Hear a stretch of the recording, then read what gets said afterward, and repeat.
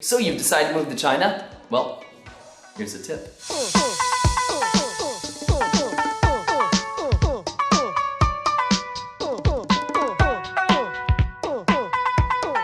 Hey guys, welcome to another episode of China Tips. As I promised, this episode will be about how to get a job or find work in China.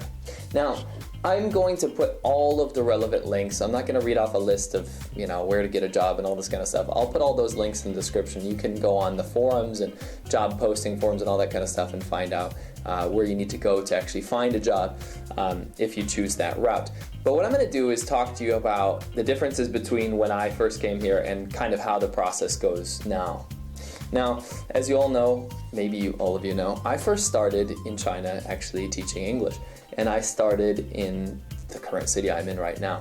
Now, the way it worked was, basically I had no idea that I wanted to come to China, but long story short, I had an interest in Taiwan, and I was looking at university positions and things like that where I could study Chinese and also make a little money on the side, and it just wasn't hiring season at that time. So out of the blue one day, basically I got a phone call, and it was actually a mainland school here in Guangdong province that called me and asked me if I would be interested. And originally I had no desire to do that, to go to China, but I don't know, if something bit at me and I said, you know what, I'm just gonna do it. And I bought a plane ticket, and before you know it, I was over here in Guangdong and I was teaching at a small international school, a training center. Now, how did I go about getting that job? Well, the majority of people that are going to get a job, whether it's in teaching or whether it's a company, whether they're doing engineering or factory visits or anything like that, is going to be set up before they leave. So keep that in mind. This is the most important part. You will probably have to get all your ducks in a row before you leave. Now, I talked to you about the whole visa process. In order to work in China, you need to have a Z visa. If you do not have a Z visa, you cannot work in China. Will you meet people without a Z visa working in China? Well, if you come here, you absolutely will. But it is getting so difficult to do that nowadays.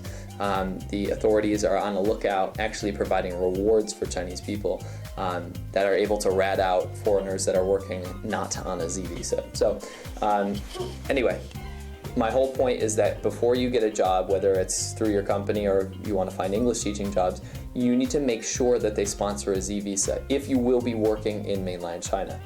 If they do not, and they try to tell you, hey, no problem, we'll just put you on a tourist visa, pop over to Hong Kong, pop over to Mongolia, whatever, do not accept that job, because you will absolutely get caught. It's not the same, it's not like 2008, like when I first came here.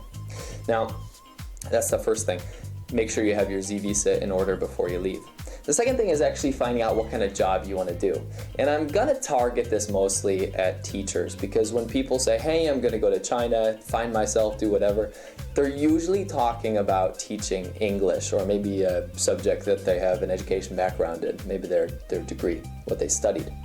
Now, in order to find a good job teaching in China, it's actually better to be here and be on the ground and make connections and actually find those jobs. But that's just not a viable option for most people, because you have to get a Z visa now in your home country. So you would have to theoretically fly over here, find a job, go back home, get your Z visa sorted out, and then come back. So let's pretend like that's not an option. Now, in terms of teaching jobs, the lowest rung that you're going to find are kindergarten jobs and training school jobs. Training school jobs, depending on what city you're in, you'll be teaching anywhere from 20 to 30 hours a week. They'll have their own curriculum usually, and your job is basically just being a white monkey. You go up there, you speak English to the kids, the parents will come in sometimes. It's very much a consumer industry here. You pay for a teacher you like, you teach the kids, you're the white face in the classroom. I say white because it's actually pretty hard to get an English teaching job if you're not a white foreigner. Some places that's getting a little bit easier though, as time goes by.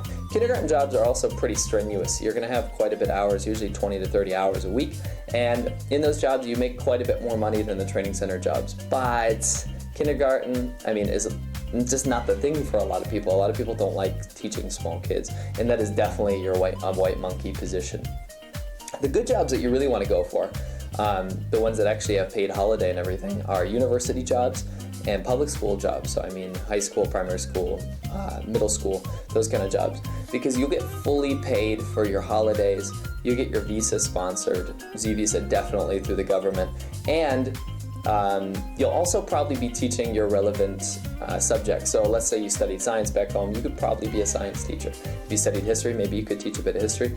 Usually you'll be teaching English. Now, to get these jobs, you definitely have to have your qualifications. No government job, like university and high school and middle school and primary school, is actually going to hire you without a degree.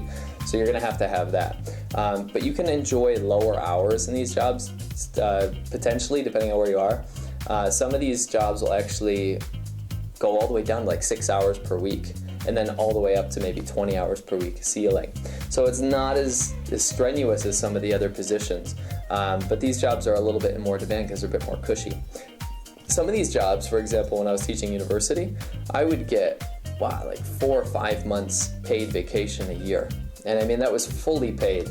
And although the salary was a little bit less than maybe a training center, it was just so nice to do because at that same time I was able to pursue other projects, right? So let's say you come from an education background, you can absolutely find a job here if you are qualified and you are from a native English speaking country. Let's say you're using teaching as a leg up to try to start other projects in China. That's also a good idea too, and I think that's what most people do. In terms of other jobs, your company might send you over here and make sure they have supplied your proper visa if they do so. China is a really interesting place, but don't expect to be able to get a job unless you're sponsored by a company back home. Don't be able to expect to get a job doing IT stuff or construction or banking or something like that, because there's no room for positions for foreigners like that in China. There's already enough Chinese people that can fill those positions.